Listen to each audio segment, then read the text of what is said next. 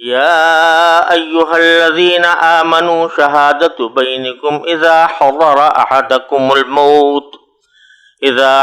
أحدكم الموت حين الوصية اثنان ذوى عدل منكم وآخران من غيركم إن أنتم ضربتم في الأرض فأصابتكم مصيبة الموت تحبسونهما من بعد الصلاة فيقسمان بالله إن ارتبتم لا نشتري به ثمنا ولو كان ذا قربى ولا نكتم شهادة الله إنا إذا لمن الآثمين فإن عثر على أنهما استحقا إثما فآخران يقومان مقامهما من الذين استحق عليهم الأوليان فيقسمان بالله لشهادتنا أحق من شهادتهما وما اعتدينا إنا إذا لمن الظالمين ذلك أدنى أن يأتوا بالشهادة على وجهها أو يخافوا أن ترد أيمان بعد أيمانهم واتقوا الله واسمعوا والله لا يهدي القوم الفاسقين۔ یہ سورہ مائدہ کی 3 آیتیں ہیں جو میں نے اس وقت تلاوت کی ہے۔ ایک آیت نمبر 106 اور 107 اور 108۔ ان آیتوں کا ترجمہ سمجھنے سے پہلے ان کا شان نزول سمجھنا ضروری ہے۔ صحیح بخاری اور جامع ترمذی وغیرہ میں اس کا ان آیات کا شان نزول یہ بیان کیا گیا ہے کہ رسول کریم صلی اللہ علیہ وسلم کے عہد مبارک میں تمیم داری اور عدی ابن بدہ یہ دونوں عیسائی تھے۔ تمیم داری بعد میں مسلمان ہو گئے تھے اور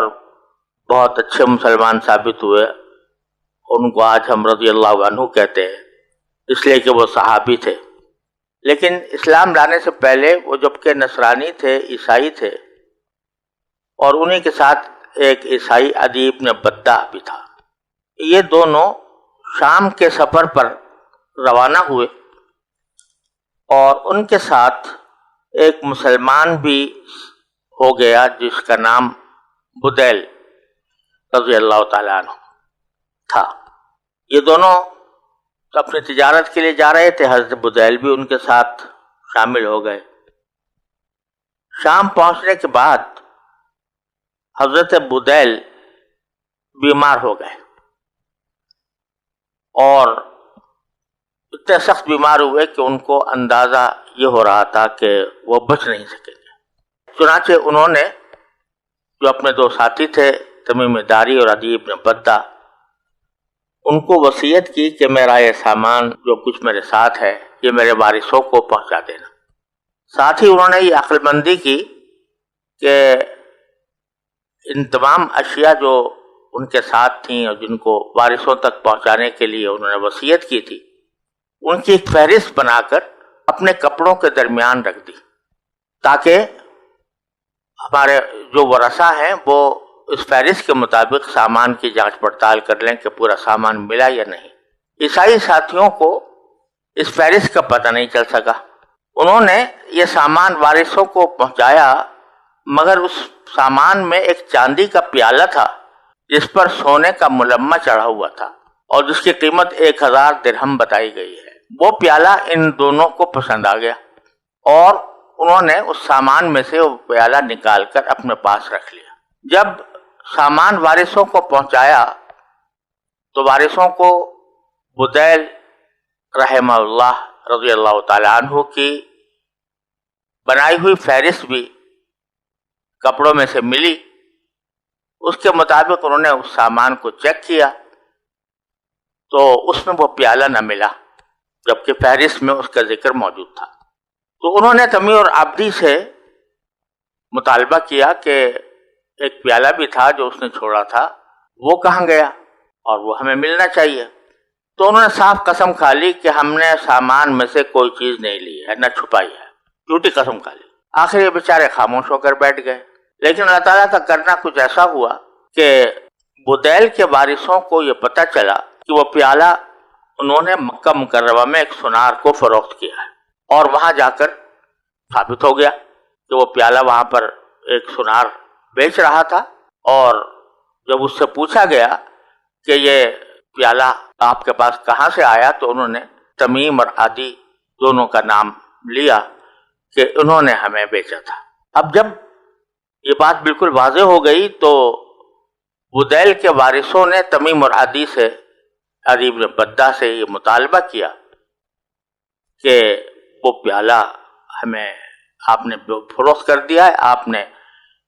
جھوٹ بولا اور ہم سے یہ کہا کہ ہمیں اور کوئی چیز سامان میں نہیں ملی، حالانکہ وہ پیالہ وہاں پر موجود ہے، اور وہ شخص جو بیچ رہا ہے وہ کہتا ہے کہ ہمیں تمیم اور عدی نے بیچا تھا۔ اس پر تمیم اور عدی نے اپنا موقف بدلا اور کہا کہ اصل میں بات یہ تھی کہ پیالہ ہم نے بدیل سے خرید لیا تھا،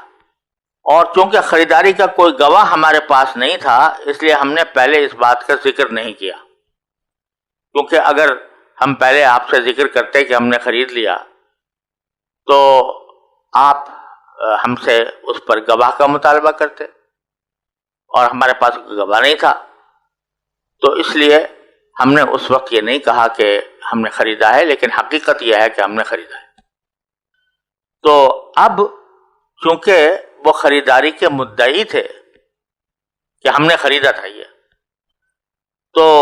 مدعی پر لازم ہوتا ہے کہ وہ گواہ پیش کرے، اور یہ پیش نہیں کر سکے کوئی ایسا گواہ جس سے پتہ چلتا کہ انہوں نے وہ پیالہ بدیل سے خرید لیا تھا۔ تو اس کا شرعی تقاضا یہ ہوتا ہے کہ جب ایک شخص ایک چیز کا مدعی ہو کہ ہم نے یہ چیز خریدی ہے اور گواہ اس کے پاس کوئی ہو نہیں، تو اس صورت میں جو مدعا علیہ ہوتے ہیں وہ قسم کھاتے۔ تو یہاں مدعا علیہ جو تھے وہ وارث تھے حضرت بدیل کے، کیونکہ حضرت بدیل تھے اصل میں تو مدعا علیہ، لیکن حضرت بدیل جب انتقال ہو گیا تو ان کے وارث مدعا علیہ بنے۔ تو اب ان میں سے دو عزیزوں نے، یعنی قریب ترین عزیز جو تھے حضرت بدیل کے، انہوں نے قسم کھائی کہ پیالہ بدیل کی ملکیت تھا، اور یہ عیسائی جھوٹ بول رہے ہیں۔ اس پر یہ معاملہ نبی کریم صلی اللہ علیہ وسلم کی خدمت میں جب پیش ہوا تو آپ نے یہ قسم ان سے لے کر پھر ان کے حق میں فیصلہ کر دیا، اور عیسائیوں کو پیالے کی قیمت دینی پڑی۔ یہ فیصلہ اسی آیت کریمہ کی روشنی میں ہوا جس میں اس قسم کی صورتحال کے لیے ایک عام حکم بھی بتا دیا گیا۔ تو پہلے میں ان آیات کا ترجمہ عرض کرتا ہوں، پھر اس کے مختلف حصوں کے بارے میں کچھ تھوڑی سی تفصیل عرض کی جائے گی۔ ترجمہ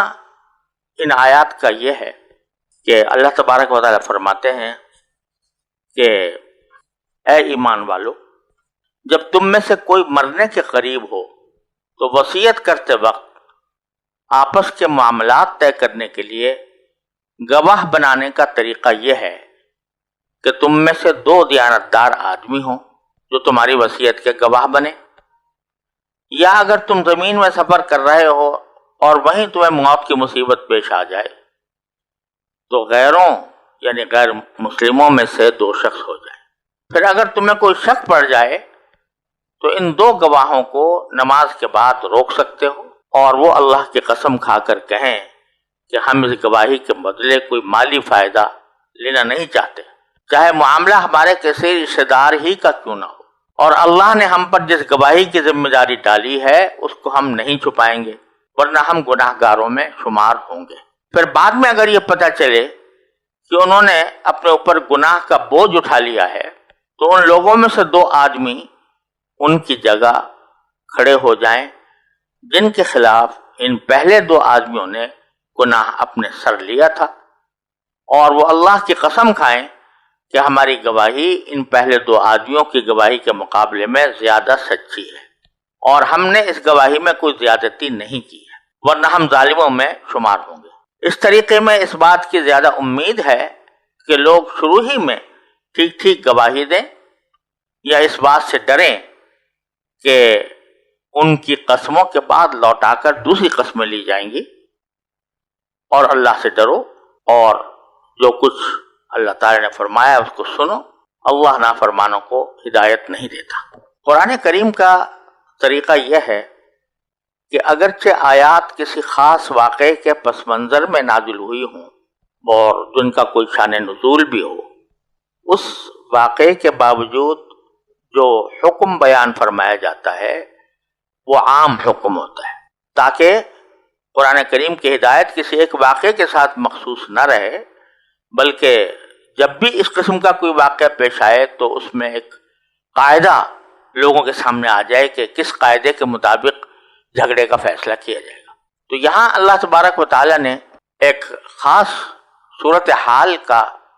حکم بیان فرمایا ہے، اور وہ خاص صورتحال در حقیقت تعلق رکھتی ہے سورہ مائدہ کے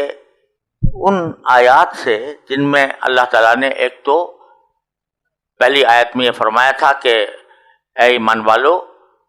جو آپس میں تم معاہدات کرتے ہو ان کو پورا کرو، اور یہ بھی فرمایا تھا کہ تم اللہ کی خاطر گواہ بنو، انصاف کی گواہی دو، چاہے تمہیں اپنے لوگوں کے خلاف گواہی دینی پڑے. تو اسی پس منظر میں یہ آیات نازل ہوئی ہیں جن میں ایک عام حکم بیان فرمایا گیا. وہ عام حکم پہلے تو یہ ہے کہ جب کوئی شخص مرنے کے قریب آ جائے، یعنی اس کو اندیشہ ہو کہ میری اس بیماری کے اندر وفات ہو جائے گی، تو اس کے لیے اللہ تبارک و تعالی نے فرمایا کہ اس کو یہ چاہیے کہ جو وصیت کر رہا ہے وہ اس وصیت پر کوئی گواہ بنا لے. اگرچہ ہر کیس میں وصیت کرنا کوئی لازمی نہیں ہوتا،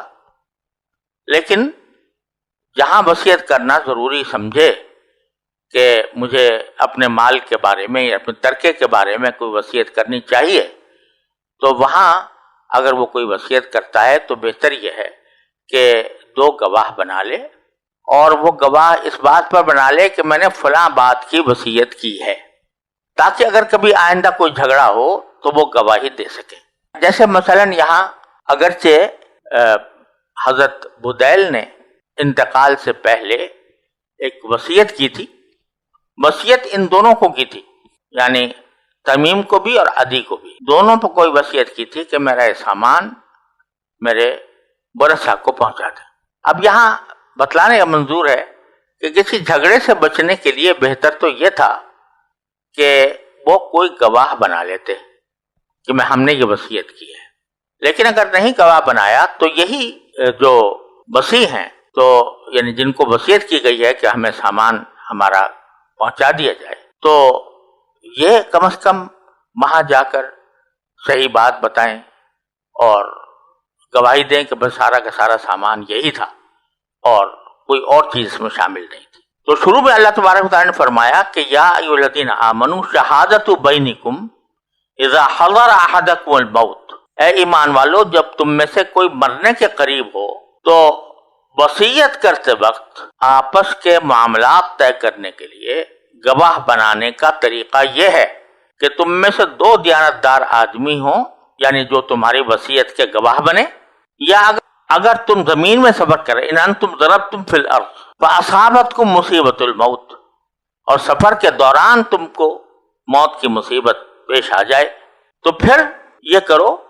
کہ اسنان ذوی عدل منکم، اپنے مسلمانوں میں سے 2 دیانتدار آدمی منتخب کرو، او آخران من غیرکم، یا اگر مسلمان گواہ اس وقت موجود نہیں ہیں،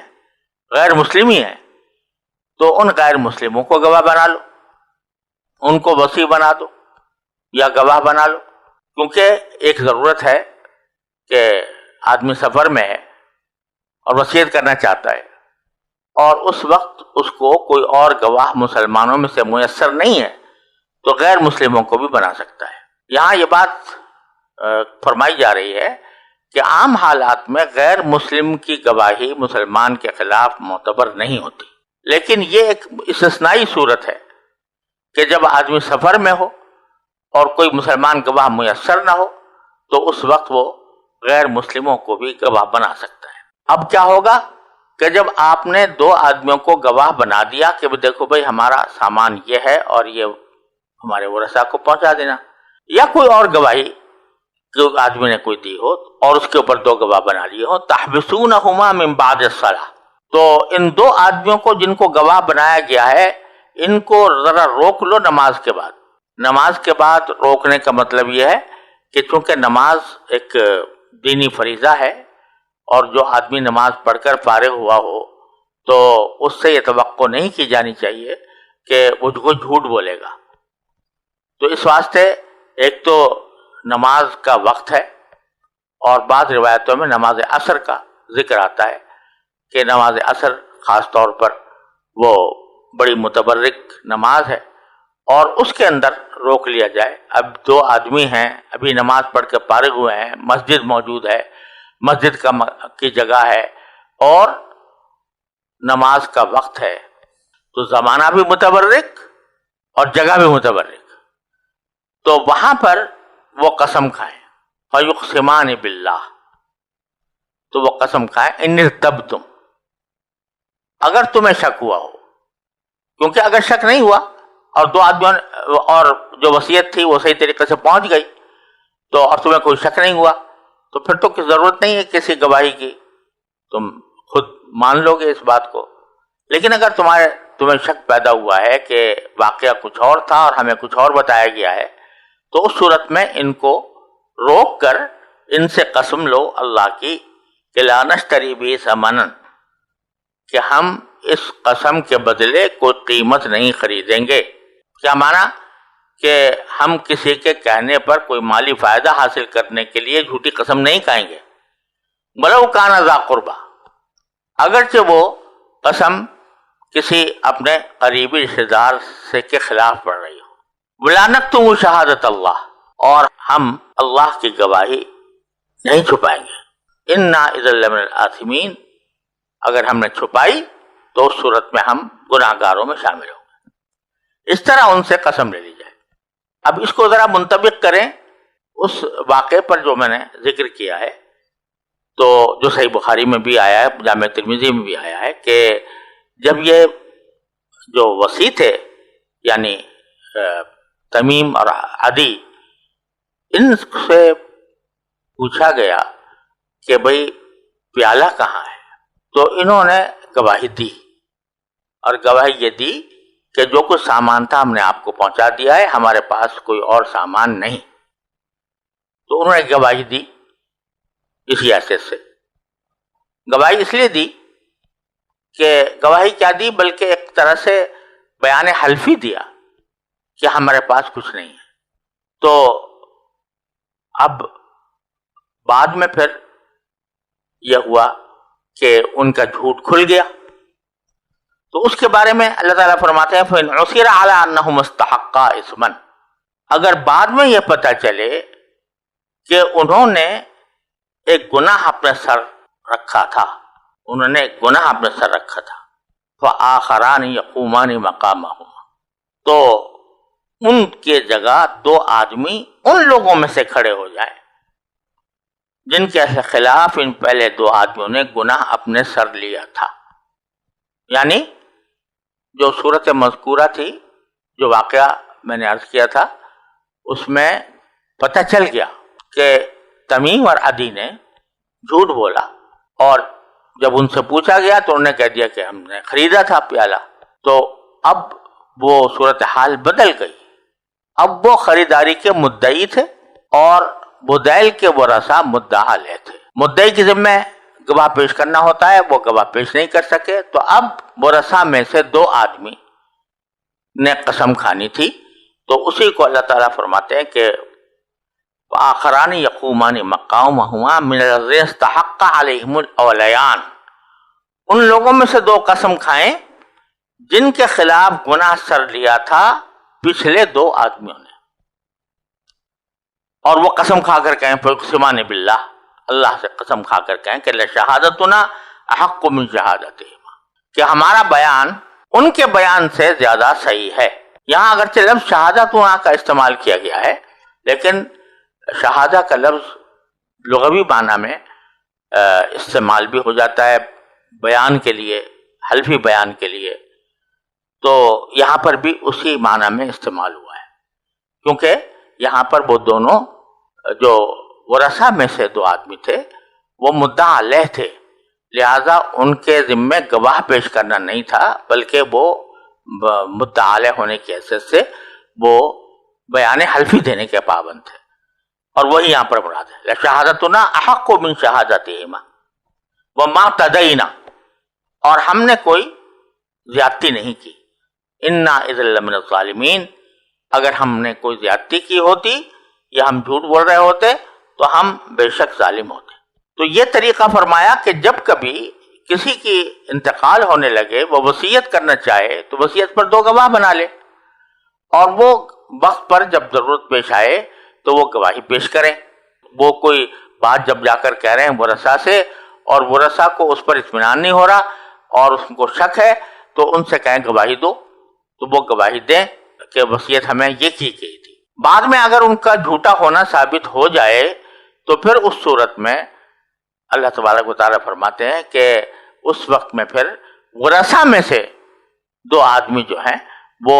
گواہی دیں یا بیان حلفی دیں، جس کے نتیجے میں ان کے حق میں فیصلہ کر دیا جائے۔ ذالک ادنا ان یاتوا بالشہادۃ علی وجہہا، اس طریقے میں اس بات کی زیادہ امید ہے کہ لوگ شروع ہی میں ٹھیک ٹھیک گواہی دیں گے، یعنی جب ان کو پتہ چلے گا کہ بھائی جب ہمارا جھوٹ اگر کھل گیا اور کوئی دوسری گواہی اس ہمارے مقابلے پر آ جائے گی تو اس وقت میں وہ شہادت پہلے ہی سے دینے میں احتیاط کریں گے۔ او یخافوا ان ترد ایمان بعد ایمانہم، یا وہ اس بات سے ڈریں گے کہ ان کے قسم کھانے کے بعد کچھ اور لوگ بھی قسم کھا لیں گے، یعنی قسم ان کی قسم کو لوٹایا جائے گا کسی دوسرے کی قسم کے اوپر، تو ان کا جھوٹ کھل جائے گا۔ اس بات کے ڈر سے وہ جب شروع میں گواہی دیں گے تو وہ بھی سچی اور سیدھی گواہی ہوگی، اور ان کو اس بات کا اندیشہ ہوگا کہ ہمارا جھوٹ اگر کھل گیا تو ہمارے خلاف کوئی دوسری گواہی بھی آ سکتی ہے۔ یہ ایک عام حکم بیان فرمایا اللہ تبارک و تعالیٰ نے، جو اس خاص واقعے پر بھی منطبق ہو رہا ہے جس کا میں نے شروع میں ذکر کیا تھا۔ تو خلاصہ یہ ہے، وہ واقعہ تو گزر گیا، لیکن ایک عام قاعدہ اللہ تبارک و تعالیٰ نے ان آیات کریمہ میں بیان فرما دیا کہ جب کبھی کسی کو اپنے وصیت کرنے کی نوبت آئے تو اس کو گواہ بنا لینا چاہیے، تاکہ وقت پر وہ صحیح گواہی دے سکے۔ اور اگر وہ جھوٹی گواہی کا کوئی شخص ان کے اوپر الزام لگائے کہ جھوٹی گواہی دی ہے اور وہ کوئی اور موقع اپنا بدل لیں، تو پھر اس صورت میں جو وارث ہیں وہ گواہی دیں گے۔ گواہی دینے سے مراد یہ کہ وہ بیان دیں گے، حلف بیان دیں گے، یا اگر ضرورت پڑی گواہی کی تو گواہی بھی دیں گے۔ تو یہ عام حکم بیان فرما کر اللہ تبارک و تعالیٰ نے اس قضیے کا بھی فیصلہ فرما دیا جو پیش آیا تھا، اور آئندہ کے لیے ایک مستقل ہدایت بھی عطا فرما دی۔ اور یہ اللہ تبارک و تعالیٰ کا اسلوب آپ دیکھتے چلے آ رہے ہیں کہ ہر قانون کے ساتھ، ہر حکم کے ساتھ ایک آخر میں جا کر یہ فرماتے ہیں واتقوا اللہ، اللہ سے ڈرو، واسمعوا، اور بات کو صحیح طریقے سے سن لو۔ سننے سے صرف سننا ہی مراد نہیں ہے، بلکہ مطلب یہ کہ اس کی اطاعت کرو۔ واللہ لا یہدی القوم الفاسقین، اور اللہ تعالیٰ